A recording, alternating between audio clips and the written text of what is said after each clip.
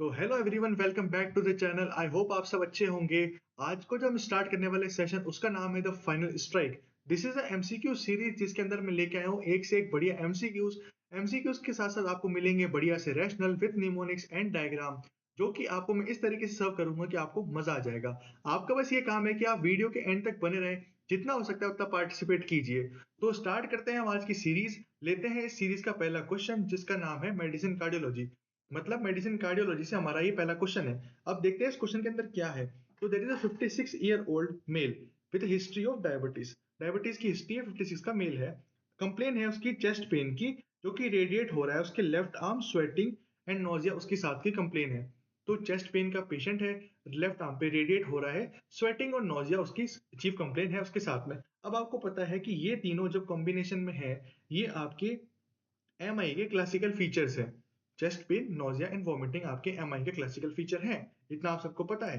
इस स्टेटमेंट को सजेस्ट और सपोर्ट कर रहा है आगे की लाइन, जो है एसटी सेगमेंट का एलिवेशन कहाँ पे है, सेकंड, थर्ड एंड एवीएफ में, जो कि लिखा हुआ है lead, second, third and AVF. इनके अंदर there is a ST segment elevation. यहाँ तक ठीक है। तो एसटी सेगमेंट एलिवेशन से हमने माना कि there is a inferior wall MI. क्यों इंफीरियर वॉल एमआई क्यों है? क्योंकि हमारे को पता है lead, second, third and AVF suggest of a inferior portion of the heart involve. अगर आपको नहीं पता तो आगे मैं आपको बताऊंगा कौन सी लीड में कौन सा एरिया देखते हैं हार्ट को और वो कौन से आपके आर्टरी से सप्लाई होता है। सो डोंट वरी, अगर आपको नहीं पता था आज आपको पता चल जाएगा। ठीक है, तो ये ईसीजी है। ईसीजी में you can see lead second, this is the lead second जिसके अंदर आपका, this is the lead second, इसके अंदर आपका ये एसटी सेगमेंट एलिवेशन है। You can see ST segment elevation here, ST segment elevation here. ठीक है, और एवीएफ के अंदर भी दिस इज एलिवेशन। यहां तक आपको समझ में आ गया, तो इसको मिटा देता हूं। Now coming back to the question. Now patient कह रहा है कि उसका बीपी, क्वेश्चन कह रहा है कि बीपी उसका कम है, मतलब पेशेंट हाइपोटेंसिव है। उसके साथ साथ पेशेंट इज ब्रेडिकार्डिक। आपको पता है less than 60 beats per minute को हम ब्रेडिकार्डिया बोलते हैं। पेशेंट की करंट स्टेटस है 50 पे, तो श्योरली ही इज ब्रेडिकार्डिक। साथ में दे रहा है कि जेवीपी इज राइज। अब आपको पता है JVP, that is jugular venous pressure, is directly related to the right side of the heart. मतलब अगर राइट साइडेड कोई हार्ट पैथोलॉजी है, उस केस में जेवीपी राइज होता है या जेवीपी कॉलम राइज होता है। जेवीपी कॉलम, जिसको पढ़े लिखे लोग जेवीपी कॉलम बोलते हैं, वो राइज होता है अगर राइट साइडेड हार्ट इन्वॉल्वमेंट है तो। सीधी बात है। तो मतलब कहीं ना कहीं इसमें राइट साइडेड हार्ट इन्वॉल्वमेंट है। उसके साथ साथ तो चलो मैं लिख देता हूं कि राइट। अब यहाँ पे right ventricular inferior wall MI, ये मेरा एक प्रॉपर डायग्नोसिस बन गया। और मैंने आपको भी बनाना सिखाया कि मैंने ये डायग्नोसिस कैसे बनाया। यहाँ तक आई होप सब क्लियर हो गया।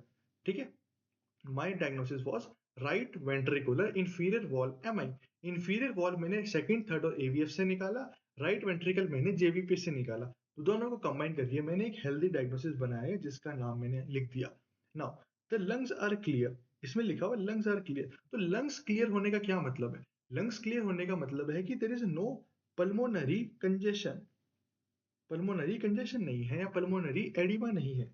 पल्मोनरी एडिमा कंजेशन नहीं है मतलब कि the left side of the heart is not involve. आपको पता है कि जब लेफ्ट साइड इन्वॉल्व होता है तो there is a lung manifestation, और जब राइट साइड इन्वॉल्व होता है there is systemic manifestation like liver, spleen and etcetera. यहाँ तक आपको क्लियर हो गया। अब पूछते हैं, अब देखते हैं क्वेश्चन पूछ क्या रहा है। तो पूछ रहा है कि अप्रोप्रिएट इमीडिएट मैनेजमेंट पूछ रहा है। तो हमारे पास डायग्नोसिस हो गया, अब मैनेजमेंट करते हैं। तो पहला क्वेश्चन, पहला ऑप्शन देखते हैं कि उसको कह रहा है कि फ्रूसिमाइड दे दीजिए। अब बात यह है कि मैंने लेसिक्स फ्रूसिमाइड दिया तो आपको पता है कि वो आपके डायूरेसिस करता है। जब फ्लूइड बाहर निकलेगा तो आपका बीपी कम हो जाएगा। इस कंडीशन में there is already severe decrease in the BP, तो मैं लेसिक्स नहीं दूंगा। तो बड़े आराम से मैंने ये आंसर ऑप्शन काट दिया। थर्ड ऑप्शन देखते हैं, बीटा ब्लॉकर। आपको पता है beta blocker heart block MI वाले पेशेंट के अंदर कॉन्ट्राइंडिकेटेड होती है। ये बड़ा बेसिक स्टेटमेंट है और यूनिवर्सल स्टेटमेंट है। इसको ज्यादा एक्सप्लेन करने की जरूरत नहीं है मुझे लगता है। तो बीटा ब्लॉकर मैंने ऐसे काट दिया। उसके बाद जो लास्ट था नाइट्रोग्लिसरीन, एनटीजी। अब आपको पता है एनटीजी भी आपका वेसोडाइलेटर होता है। अगर वेसोडाइलेशन हो गया तो आपका सिस्टमिक वेस्कुलर रेजिस्टेंस कम हो जाएगा। सिस्टमिक वेस्कुलर रेजिस्टेंस कम हो गया, हाइपोपरफ्यूजन होगा बॉडी में, तो वो भी आपके हाइपोटेंशन को और वर्स करेगा, वर्स करेगा। तो तीनों कंडीशन में आप देख रहे हैं कि पेशेंट का बीपी खराब खराब खराब हो रहा है। तो अगर इनमें से आप एक भी करना चाह रहे हैं, इसका मतलब आपने पेशेंट की सुपारी ली है। अगर पेशेंट की सुपारी नहीं ली है तब आप करिए बी ऑप्शन, मतलब स्टार्ट फ्लूइड्स। फ्लूइड स्टार्ट क्यों करेंगे? फ्लूइड स्टार्ट करने से दो चीजें होगी, एक तो परफ्यूजन मैच हो जाएगा, परफ्यूजन आपका इंप्रूव हो जाएगा। सेकंड, आपका जो हाइपोटेंशन वाला कंपोनेंट है वो आपका रिलीज हो जाएगा एंड हार्ट पे लोड कम पड़ेगा।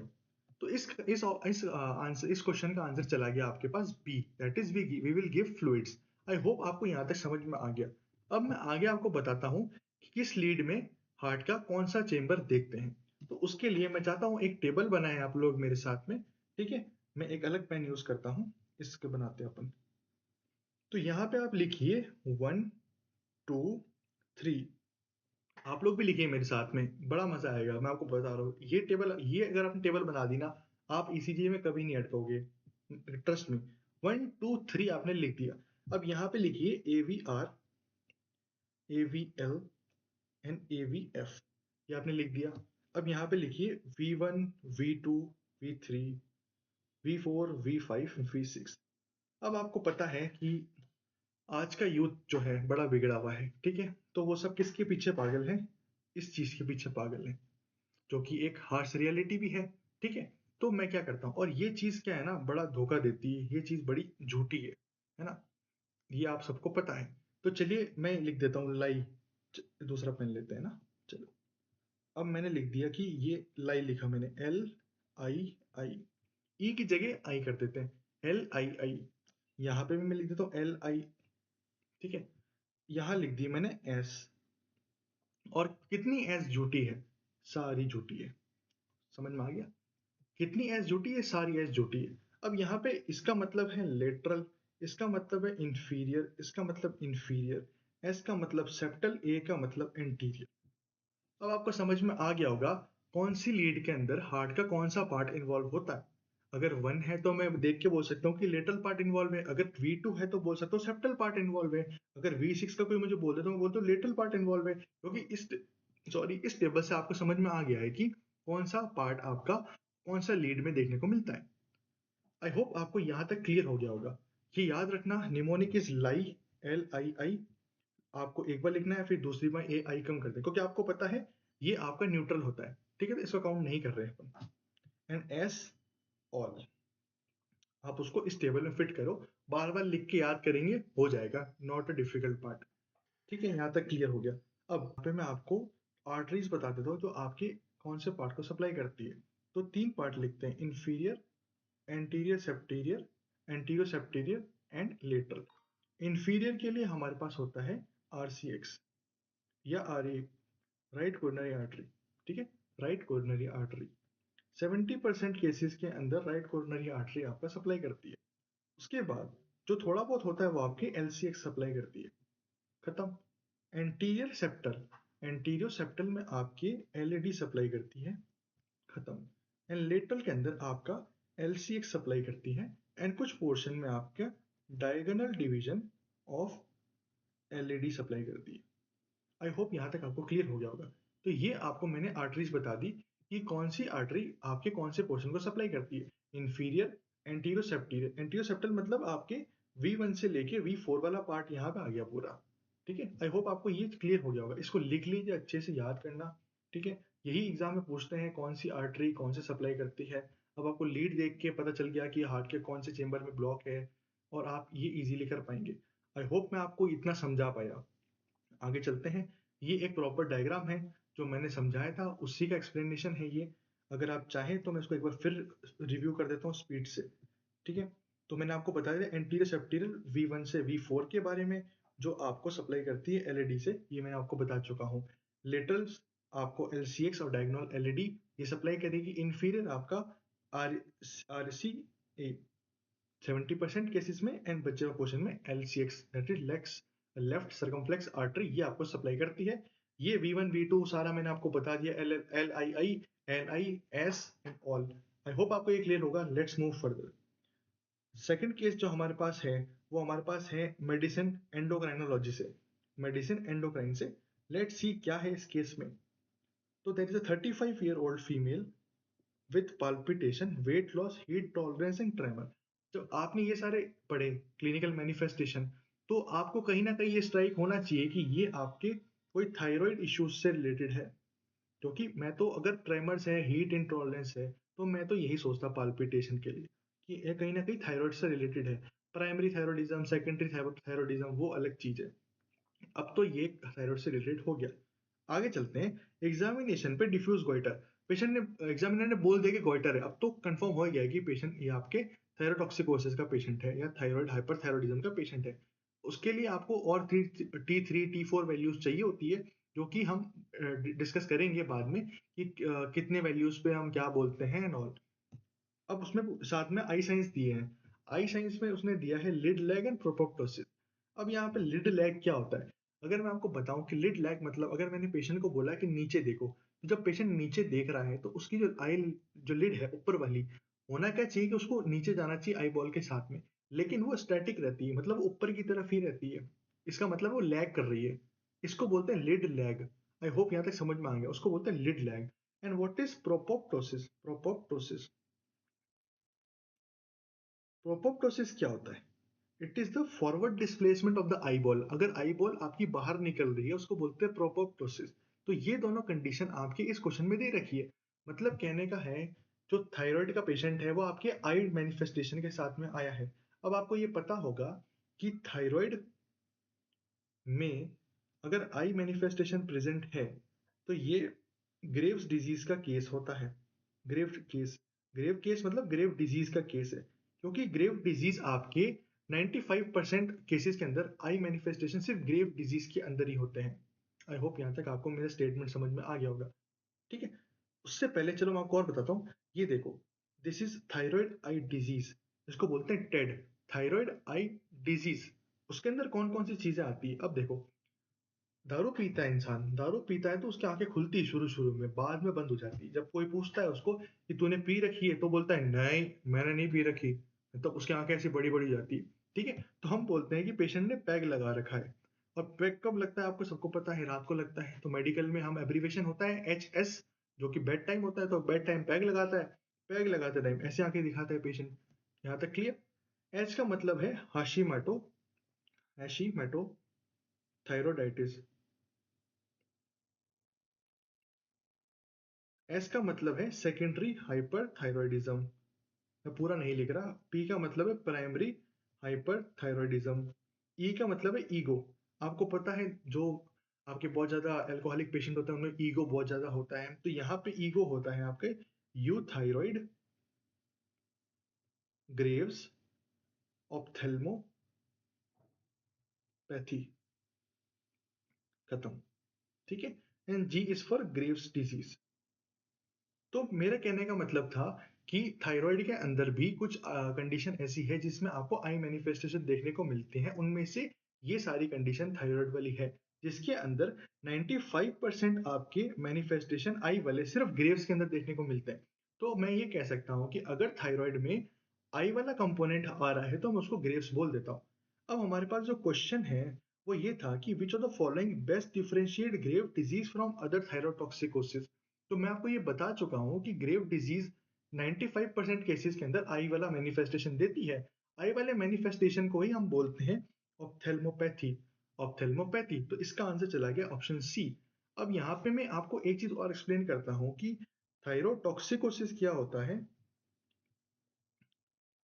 हाइपरथायरॉयडिज्म क्या होता है, एंड ग्रेव डिजीज क्या होता है।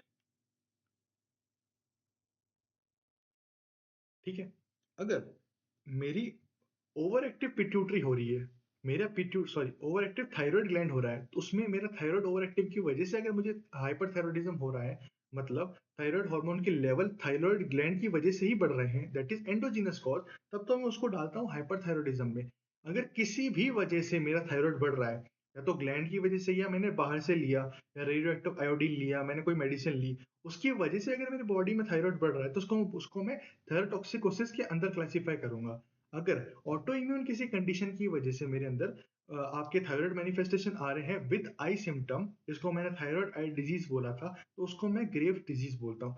आई होप आपको यहाँ तक तीनों के अंदर डिफरेंशिएट करना आ गया होगा। तो इस कंडीशन में हमने देखा कि ग्रेव डिजीज के अंदर ऑप्थेल्मोपैथी होती है। अब नाउ एक पॉइंट यहाँ पे, ये दोनों आई कंडीशन अगर मैं आपको दिखाऊं तो आपको थोड़ा सा डिफरेंस दिख रहा होगा इन दोनों के अंदर। ये थोड़ी ज़्यादा खतरनाक लग रही है और ये थोड़ी कम खतरनाक लग रही है, ठीक है। ये दोनों में फ़र्क है। This is exophthalmos and this is proptosis. अब दोनों में डिफरेंस क्या है? थोड़ा सा डिफरेंस होता है, माइल्ड सा डिफरेंस होता है। वैसे तो इसको इंटरचेंजेबली यूज़ करते हैं, कोई कभी प्रोपोप्टोसिस बोल देते हैं, कभी एक्सोप्थेलमस बोल देते हैं, लेकिन मैं चाहता हूँ आप उसका जो माइनर डिफरेंस है उसको जानें। तो बेसिकली एक्सोप्थैलेमस में क्या होता है कि आपका पूरा प्रोट्रूजन होता है, पूरा आई बॉल आपका बाहर आता है। आप जैसे देख सकते हैं कि कंप्लीट आई, एक सेकंड रुको, इसको मैं चेंज करता हूँ। You can see this complete eye ball involvement, पूरा ऐसे आंखें बाहर आ रही है। आपने कभी किसी थायराइड या ग्रेव्स वाले पेशेंट को देखना, कंप्लीट सर्कुलर फॉर्म में उसकी आंखें बाहर आती है। This is exophthalmos. जबकि यहाँ पे यू कैन सी पूरा पूरा सॉकेट बाहर नहीं आ रहा, there is just forward displacement. तो जब डेफिनेशन देखते हैं ना हम दोनों की, उसमें भी यही होता है कि प्रोपोप्टोसिस को तो हम बोलते हैं कि it is a forward displacement, it is a forward displacement of eye ball from I socket. जबकि इसके अंदर बोलते हैं कि protrusion, protrusion of the eye ball out of the I socket. I hope आपको ये टर्म में डिफरेंशिएशन समझ में आ गया होगा। मैंने बड़ी देसी भाषा में समझाने की कोशिश की है। तो नेक्स्ट टाइम अगर आपको कोई बोले कि दोनों सेम होते हैं, तो आप उसका गला पकड़ सकते हैं। गला छोड़ो, कॉलर पकड़ लेना, ठीक है। कॉलर पकड़ सकते हैं आप उसका कि नहीं भाई, हमने तो पढ़ा है दोनों अलग होते हैं। यहाँ पे एक चीज और बता देता हूँ मैं आपको। मेनली ये आपके यूनिलेटरल ज्यादा होती है और एक्सोप्थैलेमस आपका बाइलेटरल फॉर्म में ज्यादा मिलता है। अगर एक्सोप्थैलेमस हो रहा है, मतलब कहने का है अगर आपको पेशेंट की दोनों आंखें बाहर दिख रही है, तो आप उसको मेजोरिटी ऑफ केस के अंदर आप उसको एक्सोप्थैलेमस बोल सकते हो। लेकिन अगर एक आंख आपको बाहर दिख रही है, तो आप उसको बोलोगे कि it is a case of proptosis. I hope यहाँ तक आपको सब क्लियर हो गया है। एक क्वेश्चन और बता देता हूँ आपको कि जो आपके आई ऑर्बिट होता है ना, आई ऑर्बिट, उसका जो सॉकेट होता है, उसका जो वॉल्यूम होता है दैट इज अराउंड 30 ml। जिस गड्ढे में आपकी आंखें फिट है या फंसी हुई है, उसका जो अमाउंट है, वॉल्यूम है, दैट इज 30 ml। चलिए आगे चलते हैं। आई होप यहाँ तक आपको क्लियर होगा। नाउ ये this is my favourite one, ये आपको बताता हूँ मैं। नाउ यहाँ पे आपको एक एमआरआई की इमेज देखने को मिल रही है ना, ये T1 स्कैन है, T1, ठीक है। इस इमेज में आपको क्या देखने को मिल रहा है? इस इमेज में आप देख रहे हो कि एक एमआरआई है, बेस ऑफ द स्कल से ली हुई है, नीचे ऐसे ऐसे इस व्यू में देख रहे हो आप यहाँ से, ठीक है। और यहाँ पे एक कोका कोला की बोतल रखी हुई है। अब नाउ सी दिस, अगर मैं इसको जूम करता हूँ और यहाँ पे मैं इसको ड्रॉ करता हूँ, अब आप देखो, ये जो है ना मेरी बॉटल बन रही है यहाँ पे, वापस देखना, ये पोर्शन देखो आप अच्छे से, देखा आपने? अब इस बॉटल को देखो, क्या ये दोनों सिमिलर लग रहे हैं कि नहीं लग रहे? यही शेप इस चीज की है कि नहीं है? अगर आपको अभी भी नहीं लगा, तो मैं इसको आपको फिट करके दिखाता हूँ, रुको ना। अब देखो, ये यहाँ पे फिट हो गई। This is known as Coca Cola sign, Coca Cola bottle sign. अब यहाँ पे कोका कोला बॉटल साइन का मतलब क्या है? कोका कोला बॉटल साइन का मतलब है कि there is abnormal dilatation of extra ocular muscle of the eye. Extra ocular muscle of the eye का अगर एबनॉर्मल डायलिटेशन होता है, उसको मैं बोलता हूँ कोका कोला साइन, जो कि आपको ऐसा देखने को मिलता है। इसीलिए मैंने इतना टाइम लेके इसको हाईलाइट करने की कोशिश की। आई होप आपको ये चीज में मजा आया होगा। आप इस तरफ भी देख सकते हैं, ठीक है। ये देखो आप, यहाँ पे भी देयर इज अ डायलेशन, जबकि नॉर्मली ये पतला सा स्लीक सा होना चाहिए था, ठीक है। आई होप आपको कुछ नया सीखने को मिला होगा यहाँ पे, द कोका कोला साइन। चलिए आगे चलते हैं। नेक्स्ट क्वेश्चन लेते हैं, पल्मों से इन्फेक्शन डिजीज का, बहुत ही बेहतरीन क्वेश्चन है। नाउ इस क्वेश्चन में हमारे पास क्या है? तो there is a 40-year-old male with chronic alcoholic patient, बढ़िया सेट आदमी है, फीवर के साथ आता है, बढ़िया बढ़िया खांस रहा है और एकदम आपके रस्टी स्प्यूटम निकाल रहा है, रस्टी स्प्यूटम है विद चेस्ट पेन। अब आपको पता है, अगर आपने मेडिसिन अच्छे से पढ़ी है, तो आपको पता है कि जितने भी सिम्टम्स लिखे हुए हैं ना, this is classic of the lobar pneumonia, this is classic of lobar pneumonia. और अपन इसको प्रूफ भी करेंगे कि लोबार निमोनिया कैसे है। मैं आपको प्रूफ करके दिखाऊंगा, जस्ट एक्सरे से भी और क्वेश्चन से भी, ठीक है। अब यहाँ पे फीवर है क्योंकि इन्फेक्शन है। इन्फेक्शन कौन सा है? निमोनिया। तो यहाँ तक कोई संदेह की बात नहीं है। उसके बाद कफ है। क्यों कफ है? क्योंकि जो जमा हुआ है वो बाहर आएगा, तो normal body reflex, normal body का डिफेंस मैकेनिज्म है, जो कि ठीक है। Rusty sputum. रस्टी स्पुटम आपको ये बताएगा कि कौन सा ऑर्गेनिज्म है। अभी मैं आपको आगे सारे स्पुटम खोल के रख दूंगा कि किस स्पुटम में कौन सा ऑर्गेनिज्म प्रेजेंट होता है। रस्टी स्पुटम है प्लूरेटिक चेस्ट पेन। अब आप सोचो कि चेस्ट पेन, प्लूरेटिक चेस्ट पेन क्यों है निमोनिया वाले पेशेंट को? क्या आप 1 सेकंड 2 सेकंड लेके बता सकते हो कि चेस्ट पेन क्यों हो सकता है पेशेंट को? चलो मैं बताता हूँ। ड्यू टू सिक्रीशन, है ना, आपकी एबनॉर्मल वहां पे प्रेजेंट होता है विसरल फ्लोरा में। विसरल फ्लोरा में आपके इरिटेशन होगा, जिसकी वजह से प्लूरेटिक चेस्ट पेन मुझे होता है। मतलब जो आपके सिक्रीशन वहां पे जमे हुए हैं निमोनिया का जो है, उसकी वजह से देयर इज अ एबनॉर्मल या फिर irritation of the visceral pleura. वो विसरल प्लूरा आपके प्लूरेटिक चेस्ट पेन की तरह पेशेंट के अंदर आपको मैनिफेस्ट करेगा और बहुत वर्स होता है। बैठने पे, खांसने पे, it is very severe kind of pain. Okay, I hope यहाँ तक आपको समझ में आ गया होगा। अब पेशेंट अब बोल रहा है कि chest x-ray shows right lower lobe consolidation. Right lower lobe consolidation. अब मैं अगर इसको जूम करता हूँ तो मुझे नहीं लगता कि आपको इसमें कंसोलिडेशन दिख रहा है, तो इसमें कोई बड़ी बात नहीं है। ठीक है, मैं आपको दिखाता हूँ कंसोलिडेशन कैसे दिखता है। ये रहा आपका कंसोलिडेशन। ठीक है, क्या आपको समझ में आया कंसोलिडेशन? ये देखो, ये रहा आपका कंसोलिडेशन। आप इससे मैच करिए, जो ब्लू ब्लू हाईलाइट हो रखा है ना, दिस इज योर कंसोलिडेशन। और ये कहाँ पे? लोअर लोब में है। Lower lobe, middle lobe and upper lobe, you guys are easily able to differentiate. This is upper, this is middle, है ना, दिस इज लोअर। अब यहाँ पे ये इमेज में इसलिए लाया क्योंकि आपको देखना जरूरी है कि कंसोलिडेशन दिखता कैसा है। तो this is a diffuse lobar consolidation, मतलब लोब में है और कंसोलिडेशन है। अब आप कंपेयर करिए इससे, मैं इसको मिटाता हूँ। ठीक है, आपको दिख रहा है ना, ये यहाँ पे थोड़ा सा डार्क है एंड यहाँ पे थोड़ा थोड़ा सा लाइट सा पैच दिख रहा है आपको। This is a consolidation. I hope यहाँ तक आपको समझ में आ गया। अब यहाँ पे हमारे को वो बोल रहा है कि आप ऑर्गेनिज्म पता करो। तो ठीक है, ऑर्गेनिज्म पता कर देते हैं। हम स्मार्ट बच्चे हैं, हम पता कर सकते हैं। तो ऑर्गेनिज्म पता करने से पहले मैं चाहता हूँ कि आप मेरे साथ देखें कि कौन से कलर के स्पुटम होते हैं अलग अलग, और उसमें कौन कौन से आपके बैक्टीरिया होते हैं या कौन कौन सी स्पीशीज होती है। आप ऑटोमेटिकली उसके बाद इस चीज का आंसर कर पाएंगे। तो हम आगे चलते हैं, हम यहाँ पे लिखना स्टार्ट करते हैं। सबसे पहला जो मैं लिखता हूँ यहाँ पे, मैं वो लिखता हूँ रस्टी स्प्यूटम। Rusty sputum. चलो मैं इसको लास्ट में लिखूंगा वरना आंसर मिल जाएगा आपको। फिर यहाँ पे लिखता हूँ मैं ग्रीनिश येलो स्प्यूटम। तो ग्रीनिश येलो स्प्यूटम आपको मैं बताता हूँ लंग एब्सेस के अंदर देखने को मिलता है। लंग एब्सेस के अंदर आप मेरे साथ लिखिए, समझने की कोशिश करिए, आपको याद हो जाएगा। It is not a difficult. अगर मैं आपको बता सकता हूँ तो आप याद कर सकते हैं। ग्रीनिश येलो स्प्यूटम आपको देखने, ग्रीनिश येलोइश स्प्यूटम आपको देखने को मिलेगा लंग एब्सेस के अंदर। थर्ड हमारे पास होता है, लिख देते हैं फ्रॉथी। Frothy sputum. फ्रॉथी मतलब बहुत ज्यादा झाग वाला या वाटरी। Hashtag watery. ये आपके ना पल्मोनरी एडिमा या पल्मोनरी कंजेशन के अंदर देखने को मिलता है। तो अब सिंपल सी बात है, अगर कंजेशन है, एडिमा है, ऑलरेडी पानी पानी है, वही बाहर आएगा तो आपका स्पुटम ऐसे झाग जैसा आएगा। It is common sense. यहाँ तक ठीक है। फोर्थ में लिखता हूँ म्यूकोइड। म्यूकोइड समझते हैं आप? एकदम बड़ा थिक सा गंदा सा, ये आपको देखने को मिलता है ब्रोंकियक्टेसिस के अंदर में।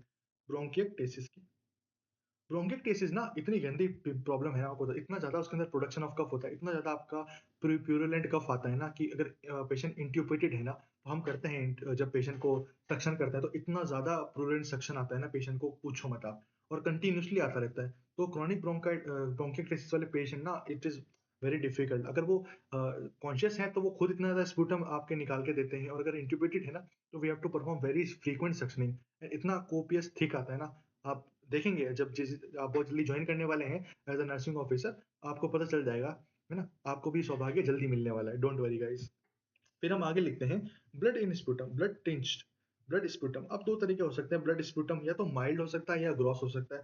दोनों आपके या तो हिमोप्सिस हो जाएगा पेशेंट को, ठीक है, आपको पता है हिमोप्सिस में देखने को मिलता है। या अगर बहुत ज्यादा लार्ज कैविटी है, जैसे ट्यूबरक्लोसिस में बहुत ज्यादा कैविटी बन जाती है, अगर वो रप्चर हो जाती है तो देयर इज अ ग्रॉस हिमोप्सिस। और अगर आपकी छोटे छोटे कोई ब्लीडर रप्चर हो गई है, ब्रोंकियल आर्टरी या कुछ ऐसा, देन आपको मिलता है माइल्ड या ब्लड टिंच स्पुटम आपको मिलता है। उसके बाद हम लिखते हैं कि लिख देते हैं मैं आपको फेटेड स्पुटम। मैं लिखता हूँ फेटेड स्पुटम। अभी आप सोच रहे होंगे फेटेड स्पुटम या ये कौन सा स्पुटम है, तो कभी सुना ही नहीं। तो पढ़े लिखे लोग बोलते हैं फेटेड, और आपके और मेरे जैसे लोग बोलते हैं इसको फाउल स्मेलिंग। Foul smelling. अब आपको पता है फाउल स्मेलिंग किस में होगा, या तो एब्सेस हो सकता है ना, एब्सेस हो सकता है। अब ये बात है कि एब्सेस मैंने ऊपर भी लिखा था तो हो सकता है। अब ग्रीन येलो स्पुटम के साथ में बदबू आ सकती है, इसमें ऐसा है नहीं कि इसमें बदबू नहीं आ रही, ये हरा कलर का है, अरे हरा हो पीला हो बदबू बदबू है, आ सकती है। ठीक है, और इन्फेक्शन और बदबू नहीं आएगी तो क्या आएगा, यहाँ तक क्लियर है। फैटी स्पुटम आपके लंग एब्सिस या फिर लंग गैंग्रीन में भी मिलता है। अब बहुत लोग सोच रहे होंगे कि हमने तो हाथ पैरों के गैंग्रीन देखा है, लंग का भी होता है क्या? होता है गाइस, लंग का भी गैंग्रीन होता है। 7 पॉइंट, अब हम देखते हैं रस्टी स्पुटम के बारे में। ठीक है, मैं ऊपर लिख देता हूँ यहाँ पे। अब रस्टी स्पुटम आगे जैसे हमारे को परेशान कर रहा था, तो ये आपको देखने को मिलता है स्ट्रेप्टोकोकस निमोनिया के अंदर, निमोनिया इन्फेक्शन के अंदर आपको देखने को मिलेगा। वही इसका आंसर भी है हमारे क्वेश्चन का। जब हम बैक जाएंगे आपको ऑप्शन दिखेगा। नाउ आपने एक देखा होगा, सुना होगा, red currant jelly stool. Red currant jelly stool भी सुना है, चलो स्टूल लिख देते हैं, स्टूल लिख देते हैं, स्पुटम लिख देते हैं। ठीक है, अब स्पुटम आपको देखने को मिलेगा क्लेप्शली निमोनिया के अंदर, क्लेप्शली निमोनिया के अंदर, और ये आपको देखने को मिलता है हर्शस्प्रंग डिजीज के अंदर, हर्शस्प्रंग्स डिजीज के अंदर। ठीक है, यहाँ तक आपको क्लियर है। आपने स्टूल सुना होगा, स्पुटम अगर पहली बार सुना तो स्पुटम लिख लीजिए, red currant jelly sputum Klebsiella pneumonia के अंदर। अब मैं आपको कुछ ऐसे स्पुटम बताऊंगा जो आपने शायद नहीं सुने होंगे। अगर आपने सुने हैं तो आपकी तैयारी बहुत बढ़िया लेवल पे है, और अगर आपने नहीं सुने तो आज आप सुन लेंगे, मेरी गारंटी है। तो इसको मैं लिखता हूँ रेड से। तो पहला मैं जो लिखने जा रहा हूँ, मैं जाता हूँ न्यूमुलर, न्यूमुलर स्पुटम, न्यूमुलर स्पुटम। अब आप सोचेंगे न्यूमुलर स्पुटम क्या होता है, तो ध्यान से सुनना। जब पेशेंट बलगम निकालता है, देसी भाषा में बलगम बोलते हैं, थूका पेशेंट ने, तो वो सिक्के की फॉर्म में आता है। कैसे आता है? सिक्के की फॉर्म में। अब ये क्या वाला है, सिक्के की फॉर्म में कैसे आ रहा है, आता है वो उसी तरीके से कलेक्ट होता है, वो आपके राउंड राउंड कैविटीज में, राउंड राउंड फॉर्म में ही पेशेंट उसको थूकता है। वो थूक थूक के ऐसे थूकता है कि आपको वो इस टाइप का देखने को मिलता है। क्या मेरी बात समझ में आ रही है? Can you appreciate this round round things, है ना? इसी कलेक्शन, इसी वे में पेशेंट थूकता है, इसको बोलते हैं न्यूमुलर स्पुटम। आई होप आपको ये बात समझ में आई होगी, आपको ये इमेज क्लियर हो गई होगी। वापस देखिए, अच्छे से 2 मिनट देखो इस इमेज को, मैं और जूम कर देता हूँ कि दिस इज गोल गोल न्यूमुलर पैटर्न। ठीक, यहाँ तक क्लियर हो गया। कमिंग बैक, सेकंड जो मैं आपको बताने वाला हूँ वो बता रहा हूँ मैं, एंकर एंकोवी, स्पेलिंग में से कहता हूँ, एनकोवी सॉस स्प्यूटम। एनकोवी सॉस स्प्यूटम, या इसको मैं हैशटैग पस कर देता हूँ। ये क्या बला है? ये वो बला है कि जब आपके पेशेंट के अंदर अमीबिक लिवर डिजीज होती है। क्या होता है? अमीबिक लिवर डिजीज होती है, और वो लिवर आपके जो अमीबिक लिवर पस डिजीज में जब पस बनती है, वो पस अगर आपके लंग्स तक पहुंच जाए, तो वहां से जब सिक्रीजन बाहर आता है, या वहां से जो स्पुटम बाहर आता है, उसको हम स्पेसिफिक नाम देते हैं, जिसका नाम है एंकोवी सॉस स्पुटम या पस। तो मतलब कहने का है कि ये आपको एमीबिक लिवर एब्सेस के अंदर देखने को मिलती है। एब्सेस के अंदर आपको इस टाइप का स्पुटम देखने को मिलेगा, जिसको बोलते हैं एनकोवी सॉस स्प्यूटम। आई होप यहाँ तक आपको क्लियर हो गया। जो लास्ट और सबसे अच्छा मेरे पास है, इसको मैं बोलता हूँ ब्लैक स्प्यूटम, ब्लैक स्प्यूटम। अब हो सकता है इस बंदे का दिल काला मन काला, तो हो सकता है सब काला काला बाहर आ रहा हो, लेकिन ऐसा नहीं है। ये बड़ा मेहनती आदमी है, जो आपका कोल्ड फील्ड में काम करता है, मतलब है कि कोल्ड वर्कर है। कोल वर्कर्स को अंदर क्या होता है, आप सबको पता है, न्यूमोकोनियोसिस। न्यूमोकोनियोसिस जो आपके ऑक्यूपेशनल लंग डिजीज है, सिंपल। इसके अंदर जो ब्लैक स्पुटम है, पढ़े लिखे लोग उसको बोलते हैं मिलेनोटाइसिस, मिलेनोटाइसिस। मुझे पता है आपने शायद ये टर्म पहली बार सुनी होगी, और हो सकता है बहुत सारे टर्म आपने पहली बार सुनी हो, लेकिन इंपॉर्टेंट ये है कि एग्जाम से पहले आपने ये सुन ली।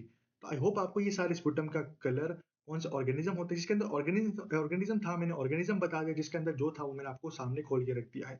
आई होप ये स्लाइड आप क्लियर हो गई होगी। इसको याद करना, रटना, जैसे भी करो याद रखना। अब कमिंग बैक, ठीक है, चल इससे पहले एक चीज और बताता हूँ आपको, फिर इस क्वेश्चन को करेंगे। वैसे इस क्वेश्चन का आंसर आपको पता चल गया है कि यहाँ पे रस्टी स्पुटम लिखा हुआ है, तो रस्टी स्पुटम आपके इसके अंदर होता है, स्ट्रेप्टोकोकस निमोनिया के अंदर। तो ये क्वेश्चन तो खत्म हो गया, लेकिन मैं इस क्वेश्चन को आपको एक और तरीके से भी करवाने की कोशिश करवाता हूँ। ठीक है, अब देखो, आपको पता है हमारे पास राइट साइडेड राइट लंग है, लेफ्ट लंग है, एंड दोनों के अंदर आपको पता है, एक में होता है 3 लोब, एक में होता है 2 लोब। तो 3 लोब तो आपके होते हैं राइट साइड में, और 2 लोब होते हैं आपके लेफ्ट साइड में। तो राइट में आपके अपर लोब है, मिडिल लोब है, एंड लोअर लोब है। तो कुछ कुछ ऑर्गेनिज्म ऐसे होते हैं, कुछ बैक्टीरिया ऐसे होते हैं जो लोब वाइज स्पेसिफिक होते हैं। कुछ बैक्टीरिया आपके अपर लोब में ज्यादा डैमेज करते हैं, कुछ आपके मिडिल लोब में ज्यादा डैमेज करते हैं, और कुछ बैक्टीरिया ऐसे होते हैं जो आपके लोअर लोब में ज्यादा डैमेज करते हैं। अब मैं आपको कुछ बैक्टीरिया के नाम बताऊंगा, जो अपर लोब में काम करता है, जो मिडिल में, एंड जो लोअर में। तो मेरे साथ लिखना स्टार्ट कीजिए। अपर लोब हो गया यहाँ पे, तो सबसे पहला मैं लिखता हूँ MTB, माइकोबैक्टीरियम ट्यूबरकुलोसिस। आप सबको पता है MTB अपर लोब के अंदर आता है। सेकंड में लिख देता हूँ क्लेफ्शेली निमोनिया, क्लेफ्शेली निमोनिया, ये भी आपका अपर लोब के अंदर बहुत फायदेमंद होता है। थर्ड में लिख देता हूँ नोकार्डिया स्पीशीज, नोकार्डिया स्पीशीज। उसके बाद में लिखता हूँ एस्परजिलस स्पीशीज, एस्परजिलस स्पीशीज, और एक मस्त खतरनाक सुडोमोनास ओरिजिनेसा। ये सारे ऑर्गेनिज्म आपके अपर लोब में आपका घर बसाते हैं, अपर लोब में रहते हैं ये सारे। अब मिडिल लोब की क्या कहानी है? मिडिल लोब में हमारे पास आता है हीमोफिलस इन्फ्लुएंजा, हीमोफिलस इन्फ्लुएंजा आता है। उसके बाद हमारे पास क्या आता है? हमारे पास आता है माइकोप्लाज्मा, ठीक है, माइकोप्लाज्मा। और हमारे पास क्या आता है? क्लेमाइडिया भी आता है, ठीक है। माइकोप्लाज्मा, क्लेमाइडिया, हीमोफिलस इन्फ्लुएंजा, ये आपके मिडिल लोब की कहानी है। जब से लास्ट लोब जो है उसमें हमारा जो कहानी है, उसका सबसे कहानी का जो पहला कैरेक्टर है, चलो मैं यहाँ लिख देता हूँ, जो पहला कैरेक्टर है कहानी का, वो हमारे पास है स्ट्रेप्टोकोकस निमोनी, स्ट्रेप्टोकोकस निमोनिया। और हमारे पास एनाएरोब्स भी होते हैं, एनाएरोब्स, जो कि आपके लोअर लोब में घर बसाते हैं। तो मेरे कहने का मतलब था, मैंने आपको कुछ ऑर्गेनिज्म बताए जो अलग अलग लोब में कारीगर, मतलब कहने का है कि वहां पे डैमेज करते हैं। अब इनमें से भी तो कुछ ऐसे होंगे जो स्पेसिफिक होंगे, मोस्ट कॉमन नाम की भी तो कोई चीज होती है ना। और हमारे पास तो मोस्ट कॉमन, लीस्ट कॉमन, यही सारी बातें चलती रहती है। एग्जाम में भी मोस्ट कॉमन, लीस्ट कॉमन यही आता है। तो वो बता देता हूँ मैं आपको। अपर लोब में माइकोबैक्टीरियम ट्यूबरकुलाई आपका मोस्ट कॉमन होता है। मिडिल लोब में mycoplasma is the most common, mycoplasma is the most common. And lower lobe में streptococcus pneumoniae is the most common. अब आप देखिए, हमारा क्वेश्चन लोअर लोब का था। अभी मैंने आपको स्ट्रेप्टोकोकस निमोनी लोअर लोब में बताया, रस्टी स्पुटम स्ट्रेप्टोकोकस निमोनी बताया मैंने आपको। तो फिर आंसर क्या चला गया? आंसर चला गया ना स्ट्रेप्टोकोकस निमोनी। कहने का मतलब मैंने आपको इस क्वेश्चन को दो तरीके से करना बताया। या तो एक्सरे देख लीजिए, एक्सरे में आप लोब देख लीजिए, लोब में कौन सा ऑर्गेनिज्म मेनली इन्वॉल्व होता है, और वो ऑर्गेनिज्म आपकी हिस्ट्री से मैच कर रहा है कि नहीं कर रहा। हिस्ट्री क्या है? स्पुटम का कलर हो सकता है, पेशेंट का कंप्लेन हो सकती है। आई होप ये क्वेश्चन को मैंने बहुत अच्छे से टाइम लेके समझाया, और मैं हर क्वेश्चन को ऐसे ही समझा रहा हूँ ताकि एक क्वेश्चन में से आपके 10 या 20 क्वेश्चन और बने। मैंने आपको कंसोलिडेशन भी दिखाया कि इस तरीके से कंसोलिडेशन आपको एक्सरे में देखने को मिलता है। आई होप यहाँ तक आपको समझ में आ गया होगा। आगे चलते हैं। ये सारे स्पुटम आप अच्छे से याद करिए, कोई दिक्कत नहीं है, टाइम लगेगा लेकिन टाइम जरूरी है। नेक्स्ट, न्यूमुलर स्पुटम मैंने आपको बता दिया। हाँ, ये आपको ना, सॉरी मैं आपको इसमें बताता हूँ, क्रॉनिक ब्रोंकाइटिस के अंदर देखने को मिलता है। क्रॉनिक ब्रोंकाइटिस, उसके अंदर आपको ये देखने को मिलेगा।